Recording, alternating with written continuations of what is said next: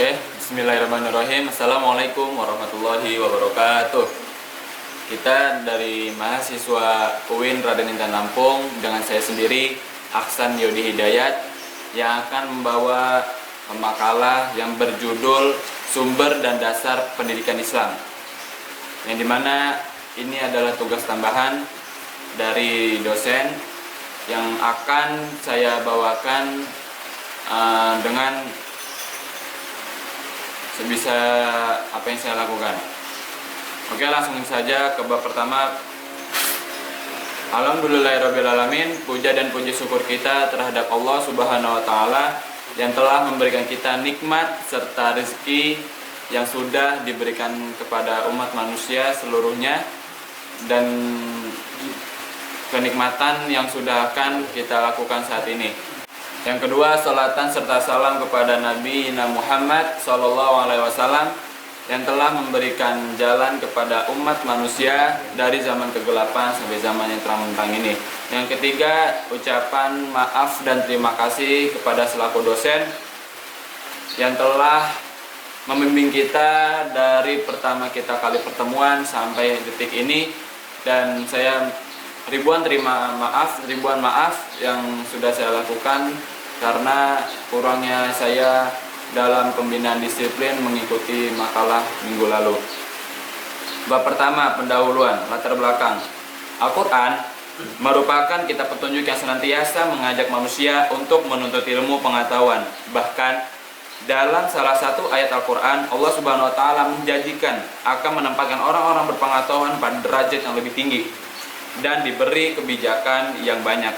Demikian tegasnya Allah Subhanahu wa Ta'ala memerintah kepada manusia sehingga manusia termotivasi untuk menuntut ilmu, pengetahuan dan mengembangnya dalam berbagai bentuk kreativitas, termaksud dalam hal perumusan tentang teori-teori pendidikan.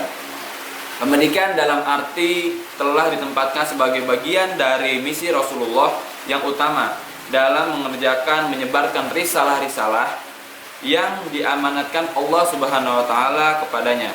Pada waktu itu, agama Islam juga telah menyampaikan bahwa proses pendidikan telah terjadi sejak awal adanya manusia di muka bumi ini, meskipun tidak terlalu persis sama dengan yang disaksikan di era sekarang. Sehubungan dengan itu pula, manusia juga mempunyai sifat alamiah, yakni perasaan ingin tahu. Kemudian hal ini membuat hidupnya menjadi dinamis dan selalu berusaha untuk menemukan jawaban-jawaban dari berbagai pertanyaan yang muncul, baik dari dalam maupun dari dirinya sendiri. Dengan melakukan renungan pemikiran yang mendalam atau dengan melaluinya eksperimen, yang kemudian hal ini membuatnya hidupnya menjadi dinamis dengan adanya potensi dasar yang dibawa manusia sejak lahir ini, sehingga ia dapat dikembangkan melalui suatu proses yang sistematis, berencana dan sadar akan tujuan, disebut dengan melalui suatu proses sistematis. Berencana dan sadar tujuan disebut dengan pendidikan, agar mengikuti mampu memiliki amanat yang dikehendaki Allah Subhanahu wa Ta'ala. Islam harus merupakan sumber utama Islam itu sendiri, yaitu Al-Quran dan Sunnatul Hadis Rasulullah SAW. B. Rumusan masalah. Di sini kita akan membahas tentang dua hal. Yang pertama yaitu adalah apa sumber pendidikan Islam. Lalu yang kedua adalah apa sih dasar pendidikan tentang Islam. Tujuan penelitian atau tujuan penulisan. A. Agar kita semua mengetahui sumber-sumber pendidikan Islam. Lalu yang kedua, agar kita mengetahui apa sih dasar-dasar dalam pendidikan Islam. Lalu langsung aja kita bab yang kedua, yaitu tentang pembahasan. A. Sumber pendidikan Islam. Kata sumber, kata sumber itu berasal dari bahasa Arab. Masdar, jamaknya masyadir.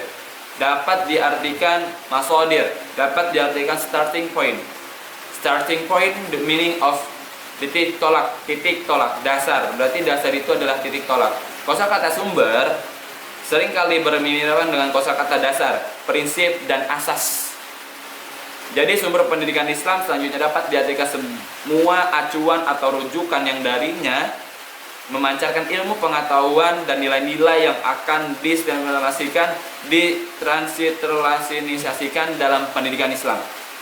Sumber pendidikan Islam merupakan hal yang sangat diperhatikan dalam penataan individual dan sosial sehingga dapat mengaplikasikan Islam secara sempurna.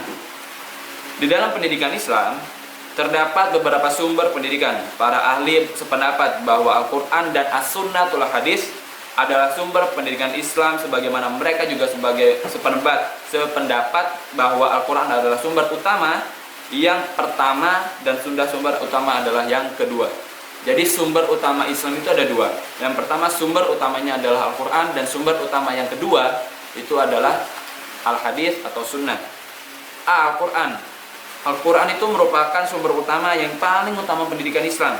Al-Quran memiliki konsep pendidikan utuh, hanya saja tidak mudah untuk diungkap secara keseluruhan karena luas maknanya. Mendalamnya pembahasan itu di dalam Al-Quran, di samping juga keterbatasan kemampuan manusia untuk memahami keseluruhan dengan sempurna, dan pendidikan Al-Quran juga memiliki pengaruh yang dahsyat apabila dipahami dengan tepat dan diikuti terdapatkan secara utuh dan benar. Karenanya menjadikan Al-Quran sebagai sumber bagi pendidikan Islam adalah keharusan bagi umat Islam.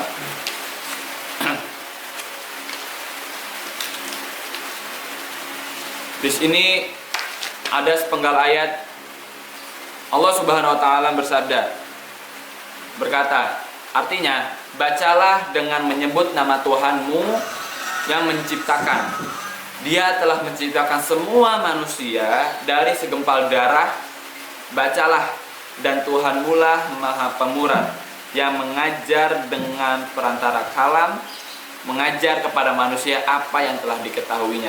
Surat Al-Alaq Al-Ayah 1-5. Dari ayat tersebut di atas dapatlah diambil kesimpulan bahwa seolah-olah Tuhan berkata, hendaklah manusia meyakini akan adanya Tuhan pencipta manusia dari segumpal darah. Selanjutnya, untuk memperkokoh keyakinan dan memelihara agar tidak luntur, hendaklah melaksanakan pendidikan dan pengajaran. B. As-Sunnah.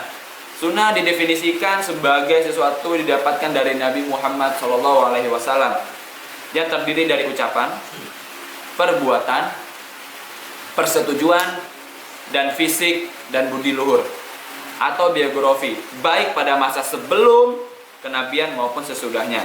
Di dalam dunia pendidikan, As-Sunnah memiliki dua manfaat pokok. Yang pertama, As-Sunnah mampu menjelaskan konsep dan kesempurnaan pendidikan Islam sesuai dengan konsep Al-Quranul Karim, serta lebih merinci penjelasan Al-Quran. Kedua, Sunnah dapat menjadi contoh yang tepat dalam penentuan metode pendidikan. Sunnah dapat dijadikan dasar pendidikan Islam karena Sunnah hakikatnya tidak lain adalah penjelasan